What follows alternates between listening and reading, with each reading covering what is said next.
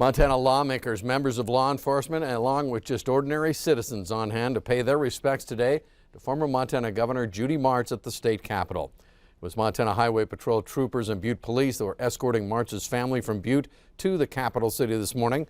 Montana's only female governor died Monday at the age of 74 following a lengthy battle with pancreatic cancer. An MHP honor guard escorted Martz's ashes into the Capitol Rotunda. That's where she was lying in state until 4:30 this afternoon. Governor Steve Bullock has ordered flags in Montana to fly at half-staff through next Tuesday to honor the state's 22nd governor. Friends, family, and the state's top officials all among those on hand today as the former governor made her final visit to the state capitol, and they were willing to share some of their memories. MTN's Mike Dennison reports. Lynn Staley worked as Governor Martz's scheduler during her only term as governor and said Friday it was the best job she ever had. Governor Martz cared so much about the people of the state, and she just wanted to be everywhere and go to every function, which was literally impossible.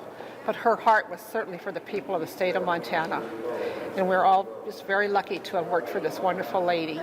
Staley and other former staffers showed up early at the Capitol Friday before Martz's ashes arrived with a Montana Highway Patrol escort in a heart-shaped urn.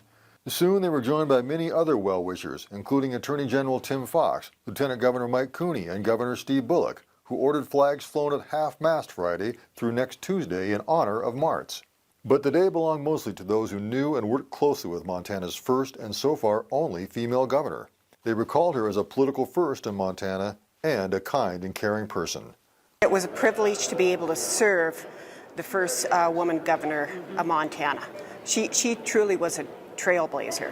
She cared very deeply about her staff, and that's evident in the fact that we became close friends after she served as governor.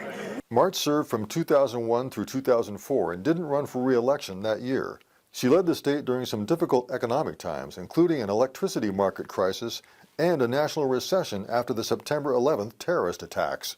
Susan Ames, who was Martz's advisor on appointments, says the governor was a hard-working public servant who wasn't afraid to make tough decisions. Judy was an amazing person. She was funny. She was smart. She was a person who wanted to stick her neck out like the turtle and do the best she could do. She wanted to be a high achiever. She was. She excelled in everything she ever did. Pastor Keith Johnson of Helena also led the morning crowd in a brief prayer and remembrance, calling Martz an example of courage, commitment, and discipline. Judy Martz will be remembered as Montana's first woman governor. But on this day, friends, family, political foes, and allies alike remembered her as Judy. At the Capitol, Mike Dennison, MTN News. Thank you, Mike. A public memorial service for former Governor Martz on tap for tomorrow morning starting at 11 at the Butte Civic Center.